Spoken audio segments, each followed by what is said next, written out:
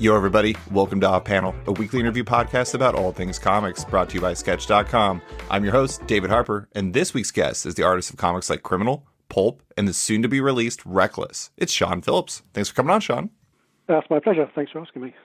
So I want to start by talking about the early days of your career, because when I was doing research for this, I didn't realize you'd started professionally drawing comics when you were just 15. And yeah, that's right, yeah.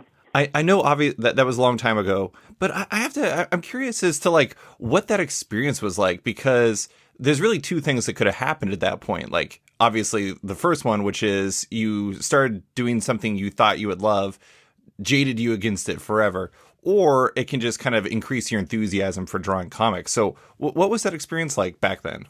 Well, I didn't think it was unusual at the time. But I suppose looking back, it is. Talking to other comic people, it definitely was unusual. I was really into comics anyway when I was a kid, and I drew for fun. Me and a couple of friends redrew our own comics for years and years before then. So it just seemed like a natural progression. And you were already taking, was it night classes was it Ken Houghton? Yeah, that's right. Yeah, well, Ken was doing a class in how to draw comics and cartoons in general, cartoon in general. It was meant to be for adults, but me and my friend Peter, who I made comics with anyway, we got permission to go because we were mad on comics. Mm-hmm. And yeah, that's how it started. He mostly drew for girls' comics in the 70s. This is 1978 when we started the class, when I was 13. And at the time, there was lots of British comics, and mostly anthologies. There'd be loads of humour comics. There'd be comics aimed particularly at girls, particularly at boys, general interest for everybody. And Ken mostly drew for girls' comics, and they contained one-off stories or serials, averaging about 3 pages a time. So the very first thing I ever drew was a 3-page story that it was Ken's job, Ken's work. He got me to ghost pencil for him, and then he inked it. And that was when I was 15. Wow. I'd done the classes for 2 years, and he'd thought, I'd got good enough then to have a chance. That's amazing. And I wasn't the only one as well. The guy who taught me art throughout school, Russ Nicholson, he also was at the class as well, learning how to draw comics, and he went pro comic artist around about the same time, probably a little bit before me, I should think. So he got 2 successes out of that class. That's amazing. Well, I was reading this one interview you had done where you were talking about this. The book that had the single biggest impact on your life was How to Draw Comics the Marvel Way by John Buscema and Stan Lee. And I think that's interesting because, if everyone could stereotype, Sean Phillips, they'd probably think that you were like growing up just studying crime stories and everything like that, which is totally not the case. Instead, you were you grew up on Marvel comics. You grew up. I think I read that you started reading Marvel when you were 6, and I'm interested in how that book kind of fit into studying under your those 2 previous teacher or those 2 other teachers. Like, was that book pretty formative for you in your youth? It was, because it showed me how it was done. Really, not necessarily how Marvel comics were made, but how comics were made with, drawing a page out in pencil and then going over it with ink, with a brush or pen or whatever. Before then, I'd only ever used a ballpoint pen or marker. Mm-hmm. I didn't know they had all this other stuff. You needed special paper and special ink and special brushes, and that was a big eye opener, the actual physical materials that you had to use.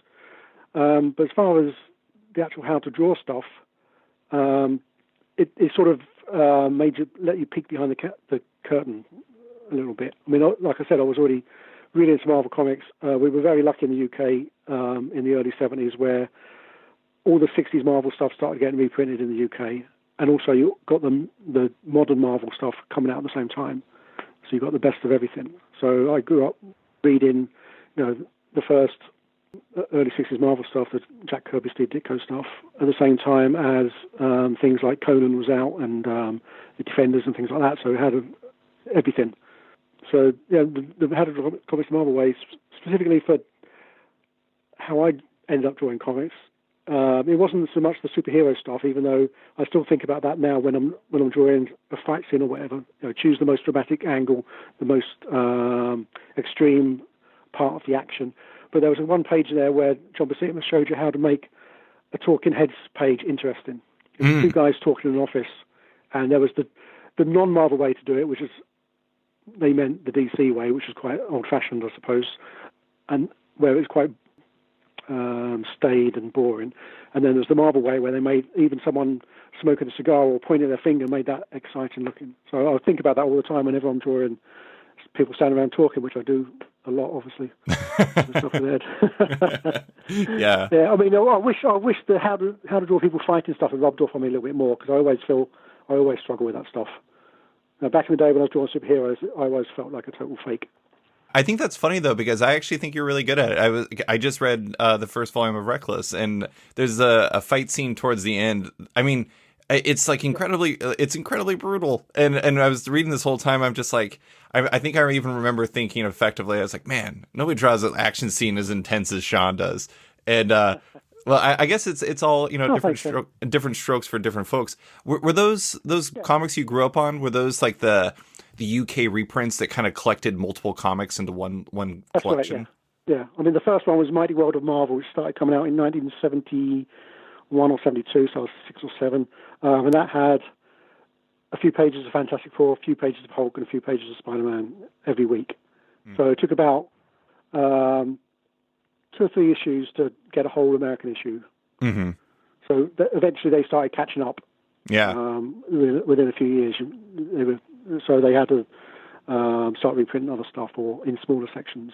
But luckily by then, by the late 70s, there was 2 monthly Spider-Man comics out in the US anyway. Mm-hmm. So they could alternate between those and Marvel team up. And if you wanted Spider-Man, there was a lot they could reprint and not run out of stuff. Absolutely. Well, so after your run of being a young comic artist, you went to art school, you graduated from art school. And I think this period is really interesting because you spent like the bulk of the first decade plus of your career doing work for like Fleetway and 2080 on books like New Statesman and Judge Dredd. And then also like some Hellblazer over DC Vertigo. And as much as art school is important, I'm curious, like, I have to imagine you learned a lot about the stories you wanted to tell and how you wanted to do it during that period, because you were doing it. You were like, it was your job. You were immersed in it. What did you? I totally learned on the job. Yeah. Yeah. I mean, what did you learn from the, let's say, like pre-Wildcats, pre-Scene of the Crime period for your career? Well, that's still, I'd been drawing comics 20 years by the time I got onto Scene of the Crime. So, right. I mean, I'd had a lot. So, I mean, I did 8 years of girls' comics, and then I graduated college, and that's when Crisis started in the UK, so I started drawing New Statesman and Third World War for Crisis. So, and then it took another, I think it's about 97, 98 when I first drew superheroes. So, I mean, it took me almost 20 years to get to draw any superhero stuff. So by then, I'd learned how to draw the non-superhero stuff. I'd learned how to draw people standing around, walking down the street, how to draw a car, how to draw a building, how to draw someone wearing a suit, I was going to say someone wearing a hat, but I still struggle with that. But, stuff that isn't just people standing around, punching each other. Right. So that's what I could bring to the superhero comics I did eventually draw. That you were kind of like, could ground it? Yeah, I think so, yeah. I mean, I didn't spend my teenage years filling sketchbooks drawing superheroes because I was working. Mm-hmm. I drew schoolgirls and ballerinas and gymnasts and Victorian orphans and stuff like that for the girls' comics.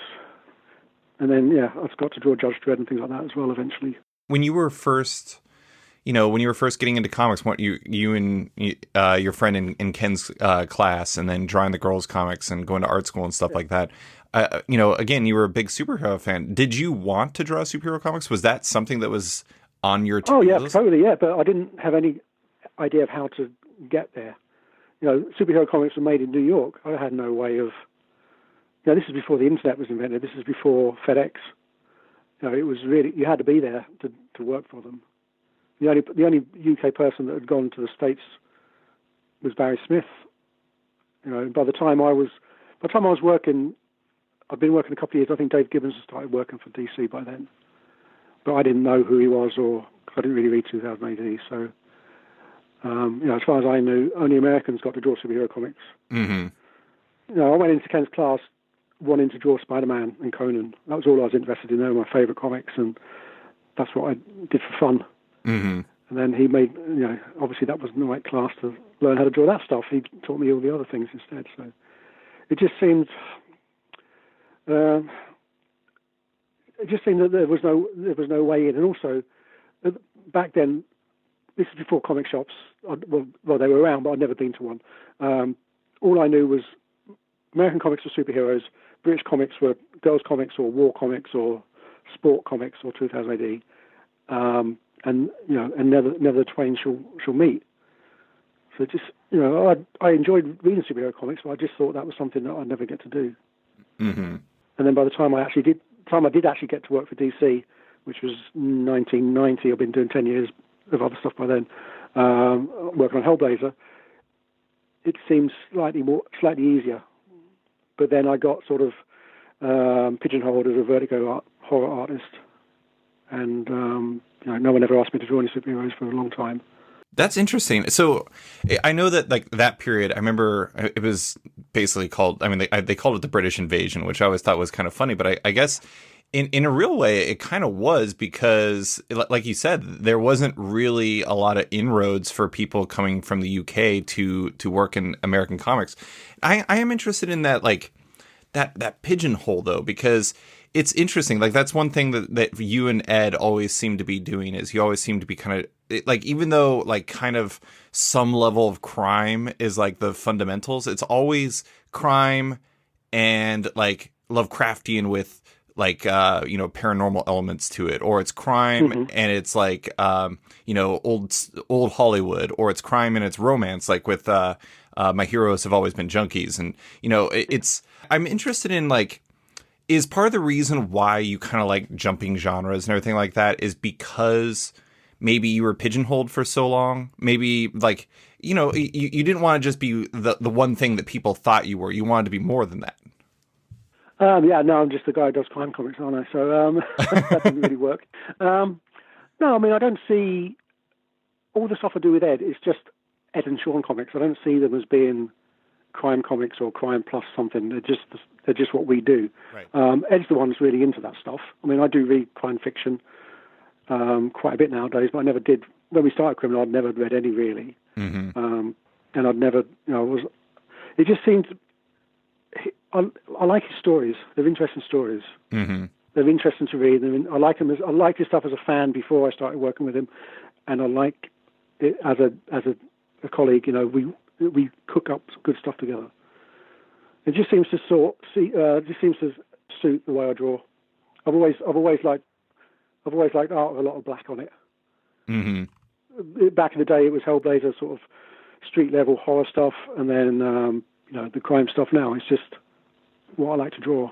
It's purely superficial and all surface. Well, that actually ties into something I was going to bring up because, like I mentioned, growing up reading superhero comics, and then the first things I remember coming across, or the first thing I remember coming across from you was Wildcats, because I was pretty young when like you were on like Hellblazer and stuff, and I didn't really get into Vertigo until probably Preacher, and. Right. And so it was, I wasn't quite there yet, but I loved Wildstorm. I was a huge fan of Wildstorm. And so, right. That was kind of one of your first big, more like sustained runs on a superhero, or at least superhero adjacent, because I know it's a Joe Casey version of superheroes, which are always interesting. Yeah. But we had talked in the past when I was back at Multiversity Comics, and you said you much prefer drawing stories set in the real world, and that you've never really been interested in designing like sci-fi or fantasy environments. And oh no, not really. No, that's so.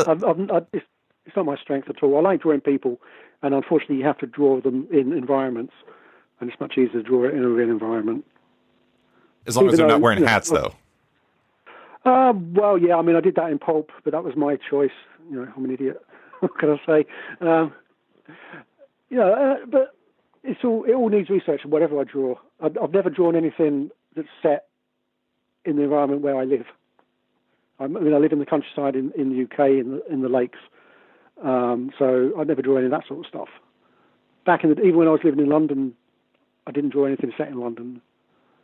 So it's always been having to figure out what things look like. But yeah, I've never been one for designing spaceships or futuristic cities or any of that sort of stuff.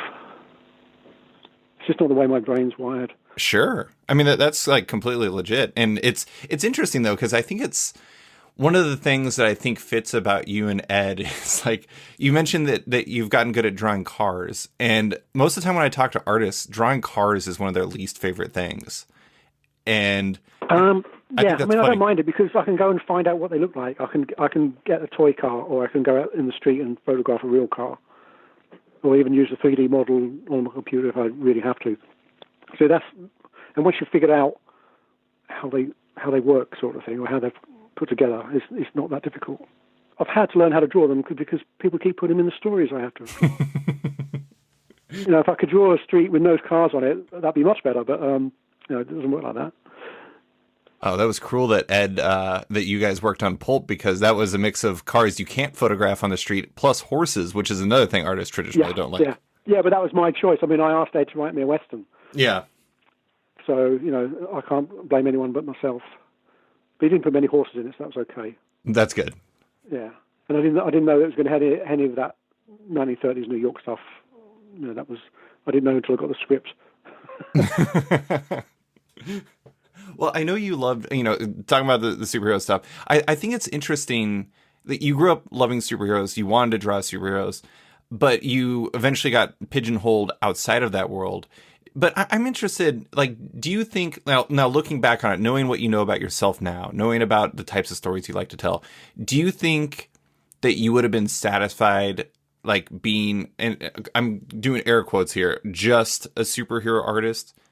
even if they were like the Joe Casey variety or like the Marvel Zombies variety or something like that? No, I don't think I would be satisfied. Hopefully I'd been much better at drawing them if I'd been doing them for 40 years like I have the other stuff. But I mean, I'm a fan of them as far as reading them, but actually drawing my own, I don't know. It's just too difficult. Like I said before, I don't feel like I can do it. I think you need to be an American or Canadian to draw superheroes, really. Everything that comes with them is just so alien. Drawing anatomy is hard enough in the first place, but drawing an American city, I've got no idea what they look like, really. I've barely ever been in one. It's that sort of whole environment and everything that goes with the flying, punching people. I just find it really difficult. Even if it was superheroes set in the UK, set in London, say like Captain Britain or something like that. I don't know. It's not really the sort of. I mean, it looks a bit more superheroic, I suppose, London does nowadays than it did back in the day. But it just doesn't feel right. So no, I wouldn't. I don't think I would be satisfied just drawing superheroes. But I don't think I'd just be satisfied just drawing any genre. I don't feel that any other genre is better than superheroes. It's just that everything gets boring after a while if you draw the same thing. That's one question I was going to ask you is like, how much of what you want out of your projects is, this is an oversimplification, Sean, so I apologize, but is to just not get bored, to keep pushing yourself. Yeah. I mean, I'd hate to plateau or stagnate. I'm hoping that my stuff develops forever. And the way that does it, partly it happens because I look at my work and think, that is terrible, I've got to do better next time. But mostly it's because the stories inspire me, and it doesn't, it can be a superhero story that would inspire me, but it tends not to be. Mm-hmm. It needs to be, it's the characters that get me rather than, when growing up reading Spider-Man, when John Romita was drawing it, or Gil Kane, that was they're my favourite comics because of the Peter Parker stuff. The fighting stuff, I don't really care about that. I flip past those pages. But, the stuff when he's having relationship problems or, arguing with someone or, when the civilian stuff I like, and that's what I can get out of the comics I do with Ed or Joe Casey or whoever, it's that stuff I like, the personal relationship stuff. Just it gets dressed up in, a veneer of superheroes or crime or westerns or whatever. Mm-hmm. And that, changing that, the superficial part of it, keeps me on my toes visually, because it means I have to learn how to draw something I haven't drawn before or haven't drawn much of before. But it's the other stuff. It's the stuff where they're trying to get what's in the character's head on their face on the page is what I'm aiming for all the time. Yeah, and it helps if you've got characters who've got something happening in their heads. That doesn't always happen either. That is absolutely true. Well, let's Yeah, talk. Let's talk about your marriage with Ed a little bit. I mean, you two worked together for the first time on Scene of the Crime when you inked Michael Lark on that book, that's right. Yeah. and then from there you guys worked on Gotham Noir together before bringing what feels like your kind of I don't know. This might be unfair, but first official project together in Sleeper, as it's the one. It's kind of like the progenitor of everything you do. It was in superhero stuff, but it really, I mean, you had the cool bar, you had all the different like kind of things, the criminal activities people were doing. It kind of felt like the beginning of what you guys were doing together. And I'm interested in not necessarily that project, even though I do love that project, but how quickly did you and Ed realize that there was something there, like that there was something that meshed about the way that you two like to tell stories and the types of stories you like to tell? I think we realised that before Sleeper. I think as soon as we started on that Batman Gotham Noir book, I think we figured it out then that we knew, we knew what we were doing. We trust each other to get on with our half of the job. He gets stuff out of what I draw, and I get stuff out of what he writes, and I think we realised that almost straight away. Scene of the Crime doesn't really count because I was only brought in as an inker, and I'd never spoken to Ed then. It was all through Shelley Bond, the editor, and I learned a lot from inking someone else's pencils, definitely. But as far as how we tell a story together and stuff like that, it happened straight away, really. I think the Gotham Noir thing was weird because I'd started drawing it. I think I'd drawn about 30 or 40 pages, and then I got offered Wildcats, and I turned it down. I turned Joe down to start with because I said I can't. I'm busy. I've got this Batman book to do. And then I spoke to whoever was my editor on Gotham Noir. I can't remember now, but and I got an extension. And they said, yeah, go off and draw Wildcats for a year. So I rang Joe back and did that. But so I think Ed and I we had the advantage of a long time in development for that book. I could come back to those pencil pages 6 months later and think differently about them. You don't usually get that. You never get the luxury of time when you're relentlessly churning out pages to go back and tweak stuff, because you always got to go on to the next page. But then, for that I had a big gap. I don't think Ed was very pleased that I had a big gap, because it meant it came out a year later than we planned it to come out. But I think it was better in the long run. Yeah. And also, Ed and I met then as well and talked. Is it San Diego, right? Yeah. Yeah. I think it was either when we was doing that Batman book, or we'd started Sleeper maybe, but they were quite close together. I can't remember. I think it was probably when we was doing the Batman book, and we hit it off. He was looking for someone to do more stuff with, and he thought it was going to be Michael Lark, and they were going to do more Scene of the Crime. But then Michael went off and did a Hawkman book for a couple of years, and by then, things had moved on, and I took his place. Yeah, thank you, Hawkman. Yeah. Well, after that, so after Sleeper, it seems like you guys kind of jumped into Criminal, but you also had done Criminal a couple years later, but you'd done like Marvel Zombies stuff together, or you'd done Marvel Zombies with Robert Kirkman and Marvel Zombies 2 and et cetera, et cetera. There was I think 3 or 4 projects in between you and Ed really working together, and then kind of fully becoming a partnership where you pretty much only work together. And until we started Criminal, my career has been very haphazard. I think there's never really been a plan. I just took what came along. So I did Gotham Noir, I did Sleeper, and then in between seasons of Sleeper, I did bits and pieces, and then I did Marvel Zombies. But I only did Marvel Zombies because I had no other work to do. Loads of other people had already turned it down, and I just happened to be in the right place at the right time. And then Marvel Zombies, the first volume of Marvel Zombies finished. It was their biggest selling book of the year. Yeah. And I never heard anything from them again. They never offered me any more work for a long time. But so then I was thinking, no, I can't go on like this forever. I've got to start taking control of my career a little bit better.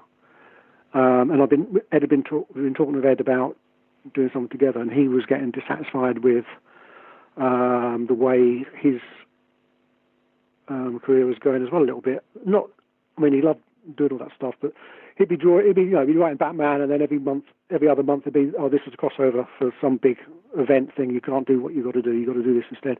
I think he was getting a bit frustrated with not having total control, and I was getting frustrated with not having anything to do. But and Marvel just started up their Icon imprint to keep Brian Michael Bendis happy, and there are other exclusive writers, which Ed was one of them by then. He was writing Captain America and Daredevil then, so he was allowed to create his own book through Icon as long as he carried on doing the other stuff. So that gave us an opportunity to do something, take a chance. Yeah. And like financially, I could afford to take that chance because Marvel Zombies had done so well on Mason royalties for the first time for 10 years. So I could afford to work for free for 6 months, which is how the Icon deal was. I mean, we got a very small advance, but it wasn't the same as a page rate, and the same as image. A lot of image is back end, so you work for 6 months, and then 6 months later you might make some money. Whereas I can't afford to do that. But luckily, Marvel Zombies had done so well that I could afford to do it for a little while. Yeah. And Criminal turned out to be successful anyway, successful enough to carry on. So once we'd done it once, there was no reason not to do it. Again, everything about it was very. It was great. We had total control. We could do whatever we wanted. People bought it, so we could carry on doing more. And we both liked working with each other. So yeah, it seemed like a sensible thing to do. But I mean, I still carried on doing other stuff. I still did I think I did some more Marvel Zombies after that as well, when they eventually got back in touch, and other bits and pieces because I'm very quick. I can quite easily do a monthly comic and a little bit of extra stuff on the side. I often, when I've talked to Ed in the past, I've kind of gotten the impression that like one of the biggest drivers for him to both continue pushing himself creatively and also continue to push himself from just I need to get this work done standpoint is the fact that you are really fast and that you want to, that you want to keep challenging yourself. You want to find different things. And I find that to be really interesting. It's like you mentioned earlier, Pulp came together because you wanted to draw a Western. And like I mentioned, Junkies came together because you wanted to draw a romance comic. And I think that's really like, I don't know, not to be an amateur psychologist, but I feel like that's kind of at the crux of your guys' relationship as a creative partnership is that you keep pushing yourselves in ways that maybe make each other better. Yeah, I hope so. Yeah. Yeah. I mean, the way it seems to work at the moment is that even on something like Reckless, I'll never get the whole script in one go. I can't remember the last time I got a whole script in one go from Ed. It would have been back on Sleeper probably, or maybe the first issue, Criminal. And I'd get half the issue or half the book. And Ed said before, there's stuff he sees that when I'm drawing it, that it takes him in a different direction, or makes him want to bring a character back because of the way I've drawn them. So there's the cop or the ex FBI guy in Reckless in the first volume of that, and he said, "Oh, you've made him seem like a real person." I'd drawn him so he looked less generic than I usually draw stuff. So I think that made him bring him back. So he's in the second volume as well. Stuff like that. It's good that we can, because we're working so close together on the page. If I'm drawing page 49, he might still want to be writing page 55. So we're so close together in the schedule that things I draw can influence what he writes. Yeah. Do you know what I mean? Yeah. Rather than him writing 140 pages in one go before I see anything. That doesn't seem to be a very good way of doing things. No, I mean the thing is, it'd be nice occasionally just to see what happened, but that's never going to happen. Well, I mean, it does make sense because it's like it makes your guys' work a conversation where it's like he can see Frank, and he's like, "Oh, I need to bring Frank the FBI agent back," or like, yeah, that's right. Yeah. I don't know. I mean, like I personally like from the first volume at least, Anna, Ethan's assistant, is like probably my favorite character. She's just amazing, and like you draw her with so much attitude and life to her, and it's just like, oh yeah, thanks. Yeah, I could totally see Ed seeing your version of Anna being like, wow, this is even better than the version of Anna in my head. And Yeah, I hope so. Yeah, well, that's what I'm always aiming for. But sometimes, it doesn't happen. But he wrote Anna so, even though she's only in a couple of pages, he wrote her so well that it was just she just popped straight into my head, fully formed. mm-hmm. And occasionally that happens. And I mean, I never ever do character sketches. I think the last time I did character sketches was doing Holden Carver for Sleeper when, because it was a company book and they wanted to see stuff before. But usually I need to know what they're doing and what they're saying before I've got any idea what they're going to look like. So when I'm drawing the sequence of Anna in the first book, it's all just stick figures until I figure out how she acts and how she stands and what she does. And that's how it sort of gets built. Mm-hmm. Well, she's an interesting character too, because despite the fact that she's not in a whole lot of the book, it's like even in the first conversation she has with Ethan. So I'm going to do a quick spiel about what Reckless is about, just for listeners. Yep, sure. Reckless is Sean and Ed's upcoming book that arrives on December 16th. It's your first full out graphic novel together. Meet Ethan Reckless. Your trouble is his business for the right price. But when a fugitive from his radical student days reaches out for help, Ethan must face the only thing he fears, his own past. And so the story is effectively about Ethan, who literally has a phone number people call into that he will then help figure out how to solve their problem. And he doesn't just do it for money. He does it sometimes based off of whatever is his own whim or his own, maybe he wants to help somebody. Maybe he needs money because Anna needs to get paid, et cetera, et cetera. But we're talking about Anna. Anna is his assistant.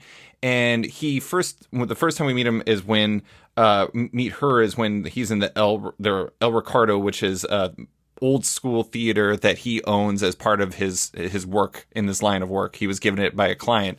And that's his kind of headquarters. And she is in there. And she's the thing I think is really interesting about her is she's this very orderly, very structured person who takes care of things for Ethan and makes sure that he keeps going forward. It's she's part guide, part assistant, but she's also a punk. Yeah, that's right. And she she talks about how, if you want to keep the money going, maybe we should just schedule some viewings of the decline of Western civilization in here. And the old school punk documentary. And I think she's such an interesting combination of ideas of pure order and then I guess the punk mentality, which a lot of people might visualize as chaos. And that leads to an interesting balance between those two sides. Yeah, definitely. Yeah. Yeah. I mean, she's a foil to Reckless, Reckless by name, reckless by nature. He goes off on, he acts before he thinks a lot of the time, and she has to sort of keep him steady and stop him getting killed or hurt or something. Yeah, no, she's a fun character to draw. Like I say, I just seem to understand her straight away. Mm-hmm. Yeah, but that's what Ed does well. Yeah, well, and the thing about this book is I kind of feel as soon as you meet most of these characters, you just know them. And it's a combination of Ed baking in all those details into the dialogue. Because, I mean, that's the really nice thing about that El Ricardo scene is it kind of tells you everything you need to know about these two characters without even really you realizing it. I love the fact that Ethan just keeps watching The Night of the Hunter. And, that's not a huge detail, but at the same thing, it kind of says something about him as a person. Or, excuse me, yeah. And then nothing's arbitrary in what Ed does, Yeah, everything's there for a reason. But the other thing is I always, I don't know, I think above all, obviously you do a lot of things really well, and I complimented you on your fight scene abilities, but I do want to say above all, you are an incredible character actor as an artist, and I love how you bring characters to life, and there's just there's some faces from Ethan in there as he's reacting to Anna that are just so perfect, that kind of says a lot about who he is as a person. And I'm interested in your perspective on this. What do you think the key is to bringing characters to life, to making them feel real without sometimes you can fall too far on the gestural side of things. Yeah. I don't know. I mean, like I said, it helps to know what's going on in their head, I think, and why they're doing stuff and things like that. I don't know. I mean, one of the things that definitely helps is I shoot photographs for all this stuff. I act it all out and shoot photos of myself for every panel. So that definitely helps. I can say those words in the dialogue and figure out how they act it all out. So I think that definitely helps. Mm-hmm. Being able to like visualize exactly how their faces would look and the shadows would drop and stuff like that. Yeah, and and Ed does in the script. Ed does say, their face might be saying this, but they're thinking this other thing. So that's always a struggle to that's a struggle to get on paper, and a challenge as well to make it look like there's something actually going on behind their eyes. Mm-hmm. But that's the thing I like best about doing comics, is that the character stuff. All the other stuff you have to draw, but it's a struggle sometimes. What is it about? If I could just draw 6 panels on a page, close-ups of someone frowning, that'd be perfect. I'd read it. Yeah, that's good. That's one. I do want to comment. One thing I was thinking of when I was watching or when I was reading Reckless was characters are always smoking in your guys' books. Is that just like a product of the genre and the character types, or do you just really love the look of characters smoking? It gives them something to do with their hands. That's true. I think it helps with the acting. Reckless is anti-smoking; he doesn't smoke. Okay. But yeah, I mean, I think it's just one of those things. Also, I mean, not that many people smoke nowadays, but a lot of our stuff is period stuff. So, I can remember back in the 80s, I was at art college, and everybody I knew smoked. It was disgusting. So I don't think it's not meant to be, it's just meant to be one of those things, not that unusual. But yeah, it gives them something to do with their hands. It gives a little bit of movement to the pictures with the smoke coming out of the cigarette. Yeah. Yeah, it's just, I don't know.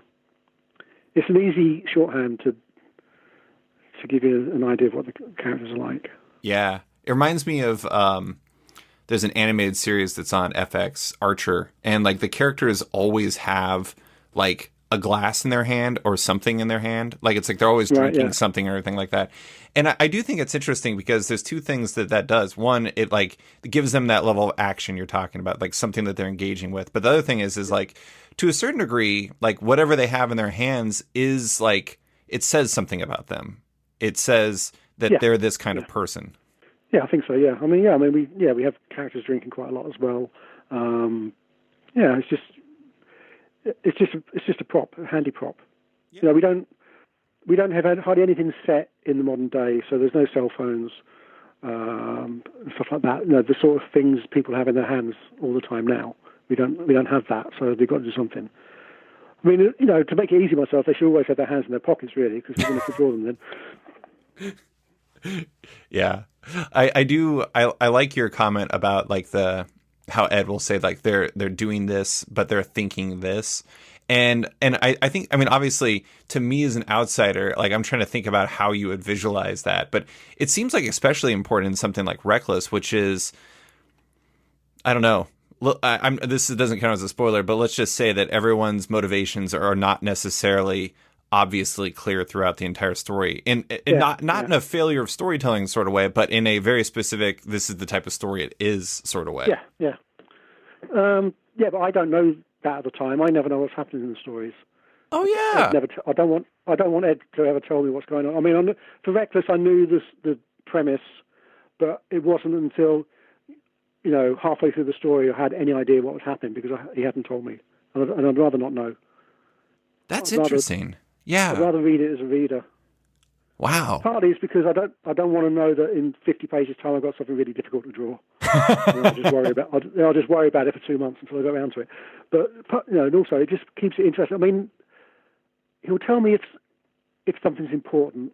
This character is important. They're going to be back later on, or this environment is important. That'll be back later on. To make me make more of an effort. But if it's just a throwaway character, it's only going to be there for 2 pages. I like to know that as well. But as far as actual plot, no idea. I've got no idea what happens. At the moment, I'm drawing Reckless Volume 2, and I'm on page 74 today, and I've got no idea what happens in the final 50 pages. That's interesting, because I know a few more pages because I've got a few more pages of script, but I haven't got I definitely haven't got the last 40 pages. Sure. Yeah. I'd rather not know.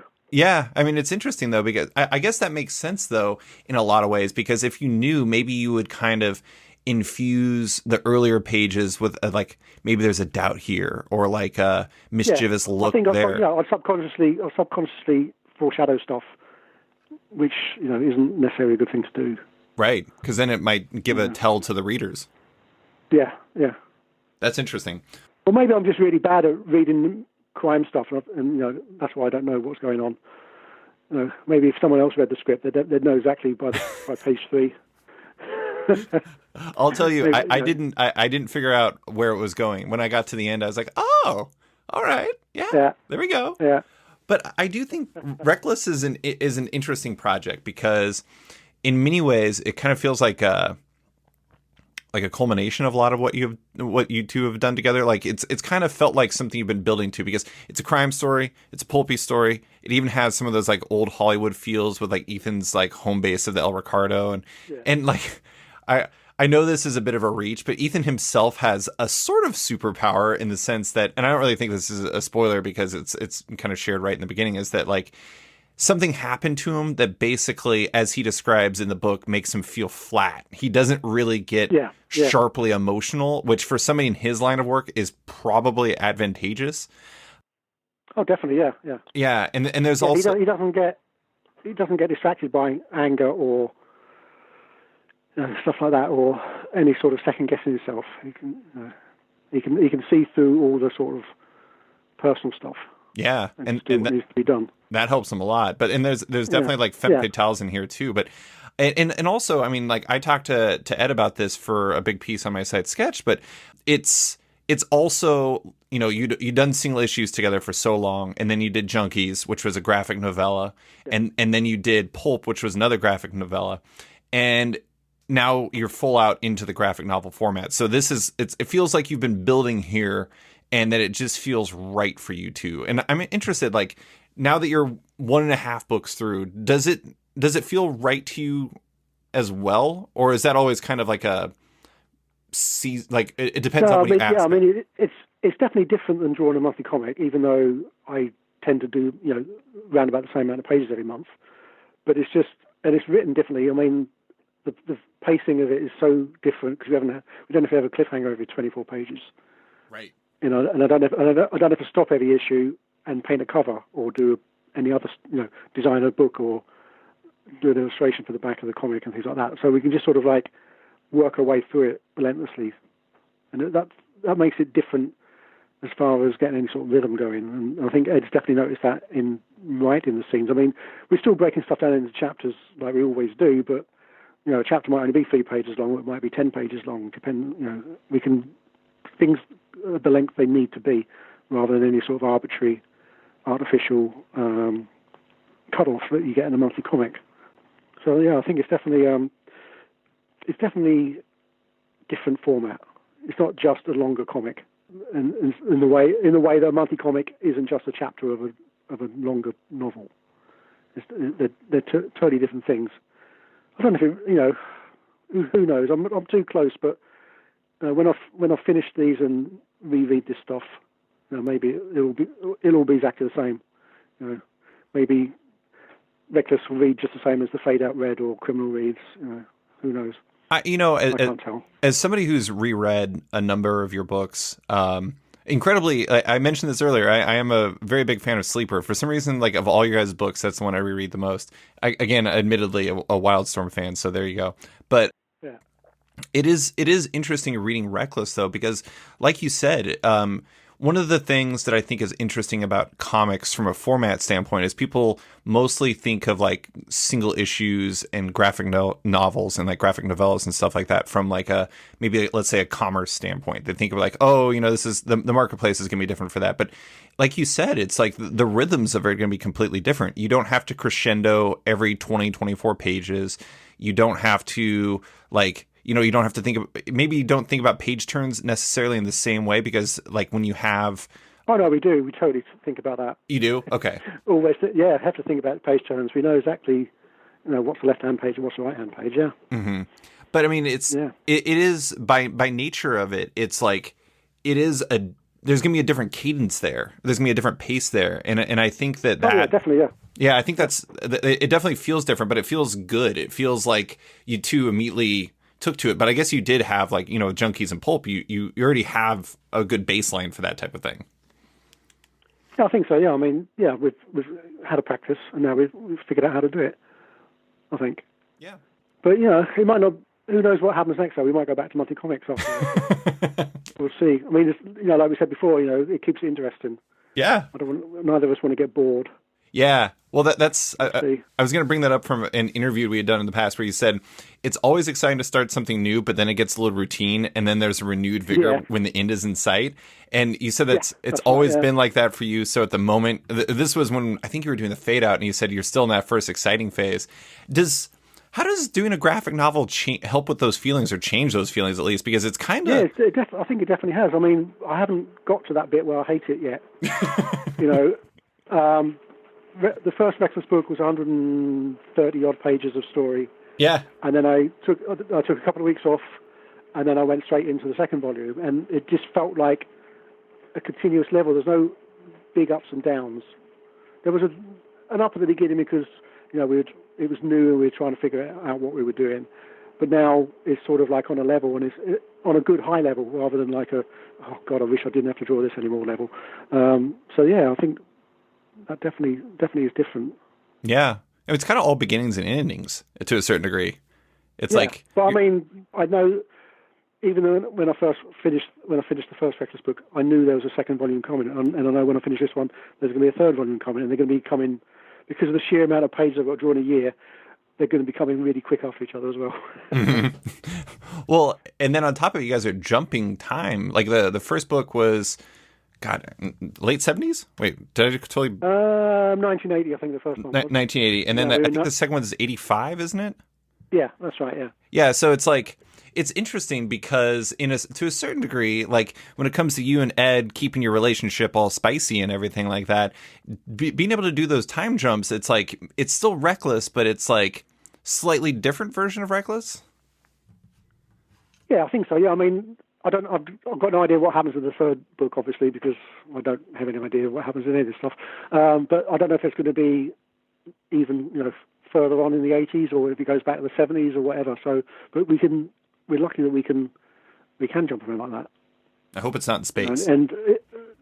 Pardon? I said, I hope it's not in space. No, I don't want to draw spaceships. You put me off my flow now. Sorry. Yeah, I mean, we it's good because he does change at the end of each story, but he doesn't change massively enough that you can't go back and do another story set further back. Which it's not a continuously forward-going timeline. Yeah.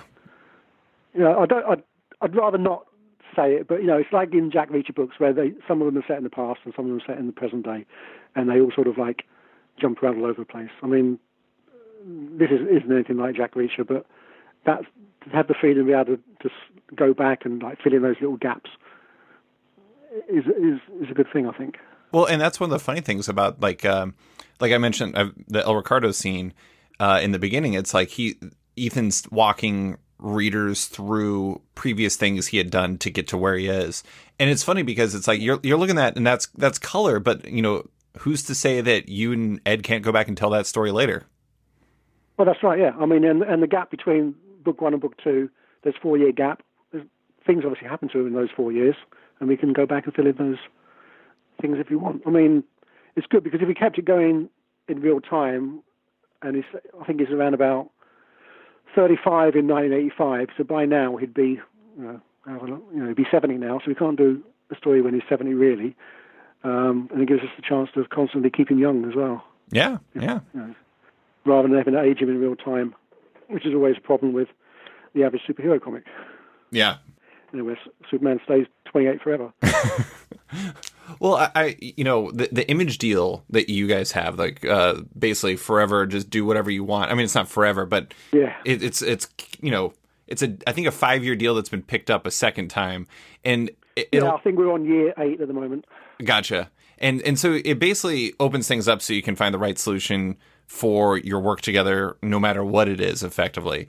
And I am interested, like, you are somebody who wants to continuously be excited about what you're doing. You are somebody who wants to keep challenging yourself. And how does having that deal on the table allow you to do that? Does that change things for you? Yeah, I mean, we don't. I mean, obviously, we try to think of things to do that people are going to want to buy and read, but we haven't got anybody. So if he's doing Spider-Man or whatever, you'd have someone telling you, no, you can't do that. You've got to do this. So it's good that we don't have any of that sort of stuff. I mean, we do what we want to read. I think we're both fans of lots of different genre stuff, and this gives us the chance to dip into all those genres and scratch that itch. Mm-hmm. As far as like superhero stuff goes, I've drawn all the superhero characters I loved when I was a kid. Mm-hmm. I got to draw Spider-Man. I got to draw the Avengers, say in Marvel Zombies.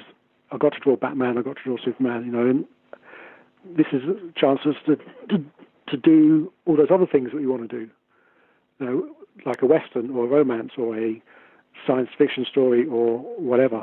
We can.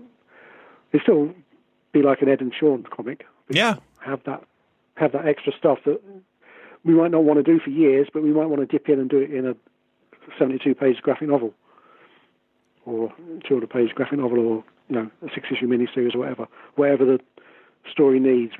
We're allowed to choose the format that suits it. Now, some of it's sort of like formal experimentation, I suppose, especially on Ed's part, on setting some rules up at the beginning, and then you write or draw to fit those rules. Mm-hmm. So we're lucky we can just do that. Eric at Image does tell us sometimes, that's a stupid idea, please don't do that. But we sort of tweak things until they're not stupid ideas anymore. Hopefully. I do think it's very apt what you said. Sorry. No, go ahead. Sorry, I just interrupted you then. I was going to say, economically, original graphic novels is probably a really bad idea. The way comics have always been is you do your serialized monthly comics and then you collect it later on and you get paid twice. Right. And whereas doing a graphic novel, we only get paid once, and hopefully there's enough people there that's going to risk $25 on something rather than $4, which you'd do on the first issue of a series. So there's always that risk. So we'll know in about a year's time when we've counted up how many copies have sold.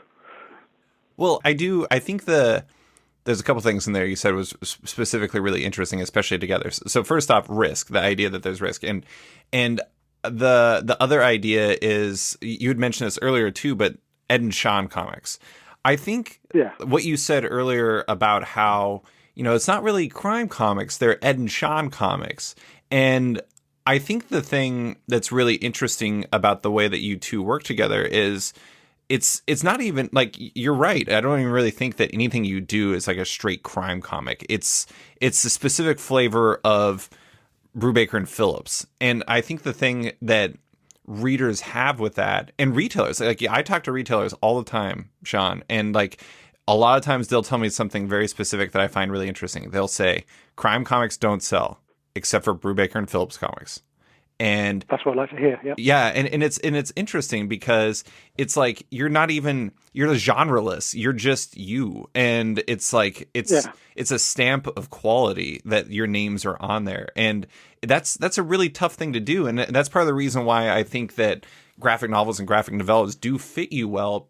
It makes sure, because like one thing with the single issue thing, like I totally understand the cash flow idea of like, let's say you do a 12 issue run of Criminal, and then you turn it into Bad Weekend, and you turn it into Cruel Summer, and you turn it into, I presume, a third trade that collects the rest of it. The thing about that is like there's going to be drop off through those 12 issues for single issues, but with like with like Pulp, which if I remember correctly, Ed said was effectively like your biggest selling book you'd ever done together. Oh God, yeah, it did amazingly well, yeah. Yeah, I mean, there's no drop off there. You just get the biggest possible audience up front who is like, I believe in Brubaker and Phillips. And as much as there's like that cash flow drop off, I do think that there's also like maybe a lower floor but a higher ceiling in theory. Yeah, maybe, yeah. Well, yeah, I mean, we're often, especially with Reckless and Pulp, definitely, we're striving for people that don't know they like that stuff. Right. Do you know what I mean? You know, people that do read, Jack Western novels Reacher. or Jack Reacher novels or whatever, you know, if you only get this in front of those sort of people that are totally dismissive of comics, you know, there's something. I think there's something in there, and loads of other comics. You know, if only you could get people to acknowledge them and give them a go. You know, and I think things like this hardcover graphic novel format definitely helps. Yeah, it makes it seem like it's a bit more serious, you know, more worth your time. Yeah. I mean, the thing is, like, Ed brought up an interesting point when we talked about it a few months back, and he was like, basically, he wanted to make a comic that you could see being sold in an airport gift shop, which is a kind of funny way to put it, but it's like totally, I totally get that. And the interesting thing about Reckless that I really like from a format standpoint is like, okay, so here's an example. My nephew, he's 30, he loves comics. But the thing about comics that are frustrating for him is that he doesn't want a comic that lasts forever. He wants to be able to read a story that is like a book and that's it. Like he just wants to enjoy that. And the thing about Reckless that's really smart is it's a series of books that are just one book and that's it. Like if you just read Reckless, that's it. You don't have to read anymore, but you can if you want. And that's really oddly and if you rare. just read Reckless 2, you don't have to read Reckless 1. Exactly. Yeah. And that's what we've tried. You know, with Criminal, we've done that. You know, every criminal book is self-contained. You can read them in any order. You don't have to read all of them. You can just read a couple of them. Right. And you still get everything you need out of it. Yeah. Like Last of the Innocent, you can read that by itself. That's what we've always strived for. Rather than that never-ending soap opera of superhero comics. Mm-hmm. You know, it's got its place, and I do enjoy that stuff. I like the fact that it's always there and nothing really changes sometimes. But no, we're not aiming for that. We're aiming for something different. Yeah. Well, I will say that my nephew that I mentioned, I'm buying Reckless for him for Christmas. So that's a second sale just from me. So congrats. You've sold at least 2 comics. Sure, thanks, I was just thinking, last night I only really buy comics digitally nowadays. Monthly comics anyway. I still buy far too many trades and hardcovers. But I read the latest Love and Rockets last night. And that is a never-ending 40-year-old soap opera, and that's my favourite comic. So you know, I can contradict myself. You know, in the next sentence, saying that that stuff is totally addictive as well. Yeah, yeah. I mean, I think there's merit to all types of stories. I mean, that's what I appreciate about the two of you is you kind of are always trying to find the right answer for right now for each of you, which is not always the same thing. Yeah. I mean, partly Reckless came out of the fact that monthly comics stopped at the beginning of the year, obviously.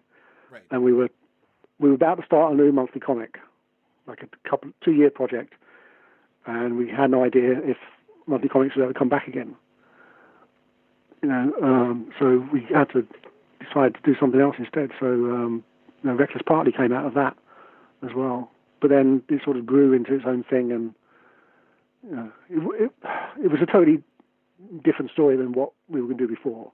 The other thing we were going to do was a 1960s set, sort of magic type thing. So that's we might come back to that one day. But this is a reaction to what was going on in the real world a little bit as well, and how to carry on working and getting our stuff out.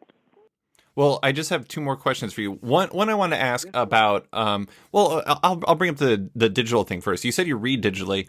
I know that back when I last talked to you, which was like in the early 2010s for an interview, it was you'd just I think started working digitally with your art.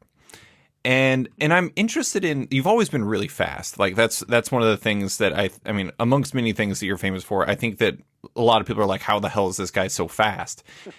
Once you started working purely digitally, have you found that you've found even more efficiencies with your art and that like there's that jives with you? No, not really. I mean, I've been doing digital stuff for over 20 years now. I think when I was doing back when I was doing Hellblazer in the mid-90s, I was digitally painting the covers. But the first interiors, sort of extended amount of pages on interiors was fade out, was purely digital. And I didn't tell Ed. Why not? He said he didn't like digital. He said he doesn't like digital art. Okay. So I just drew it anyway. He goes, "Oh, this looks a bit different to normal. Are you drawing bigger?" I said, "Oh yeah, that's what I'm doing." And then I did tell him eventually. But I found, and so that was digital, and Kill or Be Killed was purely digital. But apart from that, it's been a mixture because I found that pure digital art takes a long time. Really slowed me down loads because you can get much more detail in and get lost in stuff that's never going to show up when it's printed. Mired in the zoom. So, yes, the dreaded zoom, infinite zoom. So I pencil digitally now and print that out in blue and then ink with a real pen. I've been doing that since Junkie's book. Yeah, that makes sense. Because there's a lot. So Junkies. All the last couple of years of Criminal and Reckless has all been done in that way. Because there's some things in the digital tools that make it so much easier. I use Clip Studio Paint rather than Photoshop, and it's got amazing perspective tools. So I think you can find when everybody started using that, everyone started using a lot more perspective in their work. Mm-hmm. Me included, a lot more 3-point perspective and things like that, where it's so much easier to draw those guidelines in digitally than do it with a massive long ruler on the drawing table. So things like that, and it's easy to drop in photos and work over the top of them. Things like Kill or Be Killed, especially when I was drawing street scenes in New York, it was so much easier to work over a photo than to draw it all freehand on paper. Mm-hmm. But then you can't get those nice marks that you can only get with a real brush or pen. So ink with a real brush or pen now to get those accidental marks that you have to fake digitally. Yeah. And also it tends to be slightly quicker. I'm still finding that even though I pencil very loosely, when I print that out onto a piece of paper, it's still far too tight. I can barely see some of the things that looks fine on screen. When it comes to trying to go over it with a pen or a brush, I feel like it's made me go a lot broader in the mark making. Yeah, which is what I like. I'm always trying to pare it down to the minimum amount of strokes. Yeah. There's three things that I always hear in terms of why people end up not going digital or coming back to what you're doing, which is like digital pencils and then inking. The first one is like getting lost in the minutia. It's like the not only getting lost in the zoom, but also the Control Z, the undoing and redoing, and undoing and redoing. And then the second one is oh my God, I just totally forgot the second one. Well, I'm going to jump onto the third one first. The second one is, of course, you can't sell digital art, or if you ink it, it gives you the ability to sell it, which is hugely advantageous. My art dealer wasn't very pleased when I went digital. Sure. I imagine. And then the third one is what you were saying with the ink.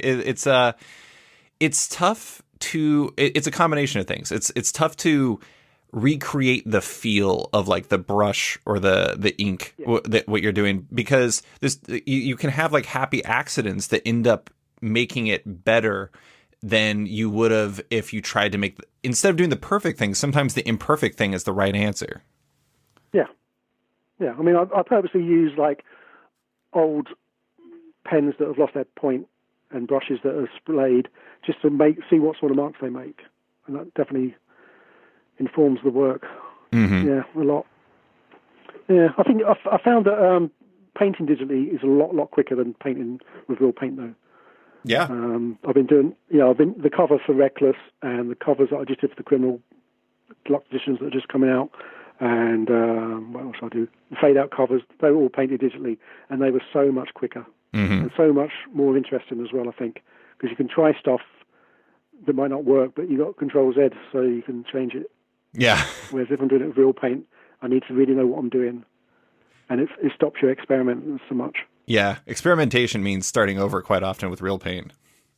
Yeah. I mean, I've done that before. I mean, I use a hybrid of digital and real paint sometimes when I'm doing covers. And in the back of Criminal last year, where I'm doing are painted for the essays, they would be a combination of digital pencils, which I then print out onto decent paper and paint over the top. But even then, I'd find that sometimes the digital pencils wouldn't be waterproof enough, and I'd end up smearing them all over the paper, and I'd have to start again. So things like that still happen. Yeah. It's a nice combination.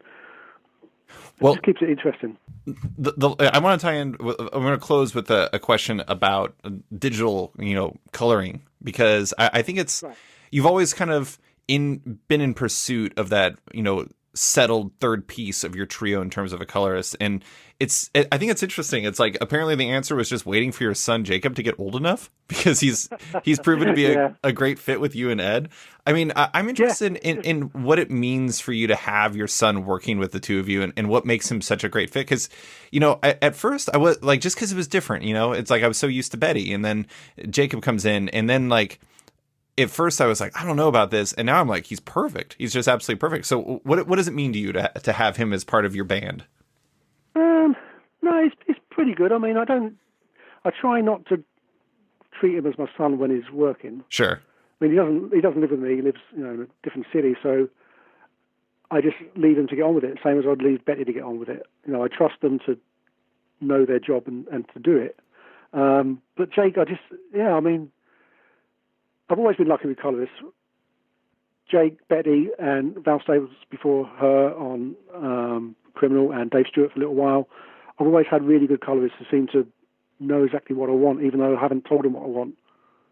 And I don't know what I want until I see it, which is why I don't colour my own stuff, because I'll be really bad. But Jake just he seemed to have got it straight away, especially since he'd never coloured before. He's only a couple of years out of art college, and he had no intention of doing comics at all, really. He just sort of fell into it. So, it's been really good. I mean, he coloured me first on Junkies, and that was originally because I was going to colour it myself, and I had a very specific idea of how I wanted it to look, and it didn't seem right to ask Betty to do exactly what I wanted, Right. Usually I just left her to do her own thing, because she's a brilliant colorist, and it just seemed wrong to order her around. Whereas for the Junkies book, because I wanted a specific thing, I was just going to do it myself, but I ran out of time. Because hardcovers take a lot longer to print than soft covers. Mm-hmm. Someone told us at the beginning, so our deadlines suddenly became a lot closer than I would have liked. So I coloured the first 2 pages and said to Jake, do you reckon you could do the other 60-odd pages like this? And he could. And then once he'd done that, Ed was relieved that it turned out okay. I was relieved it turned out okay as well. And it just seemed like a good idea to then ask him to carry on. Yeah. He needed the work. Given the choice, I'd rather pay my son than someone who isn't related to me. Yeah. In a personal, purely personal, mercenary way. He needed the money. Yeah. And, Betty could quite easily find other projects. She doesn't need me to make a living. So it seemed like a good idea. Yeah. Well, and the other... he has turned out to be really good at it. I mean, the same with everyone else I've worked with. I just leave them to get on with it. I very rarely change anything that Jake's done. Yeah. Occasionally, he might have done it wrong because he didn't read the script closely enough, which he admits sometimes happens. Or I've drawn something really badly and he couldn't tell what it was and he's coloured it wrong. But usually I just let him get on with it. And it's always surprising in a good way. Mm-hmm. Yeah, he definitely makes some very interesting choices that totally work out. But I do think it's funny because I'm doing an interview with I just interviewed Esad Ribic and God, the colorist he works with often, and we terribly mispronounced their name, Yves Forzina. And it's interesting because they're both in the same town in Croatia, and right. And I don't even know if you and Jake live in the same area or anything like that, but it is interesting because it's like sometimes being able to pick up the phone or even like look over a screen together or something like that. I'm not saying you do that all the time because it seems like you just let him do his thing, but it's like being able to have that conversation, like that's advantageous because like you wouldn't be able to do that with Betty or Dave or, I think you worked with Vic Staples once and, it's like, yeah, you wouldn't be able to do that. And doing that. Well, I mean, I could do that, but it'd feel weird because, they're professionals. They know what they're doing, and it just seems wrong for me to come in and tell them what to do. Yeah, for sure. I feel the same with Jake. I mean, when we had lockdown early on this year, he was at home for a little while, for a couple of months, and I was over his shoulder a little bit. But mostly I just left him to get on with it. And now I don't really, I'll tell him he's done a nice job, but apart from that, I don't really have anything to say to him about it. Well, good. He lives a couple of hours away, so it's better that there is that physical separation. But on the other hand, if there is anything I want, I'm his dad, so I can boss him around. There was stuff, like I say, for Junkies, I had a specific thing how I wanted it to look, and he took those rules and went with it. And for Pulp, there was a specific way I wanted the flashback sequences to look, and he did what I'd said then. I only did like one panel, said this is the sort of thing I want, and then he goes and develops it in his own direction. But that's I feel it's much easier to do it to him than it is to a proper colorist. Yeah, I love it. Well, Sean, that is all I have for you. Thank you so much for coming on to talk about Reckless, your career, and everything else. I appreciate you taking the time. That's okay. Thanks for asking me.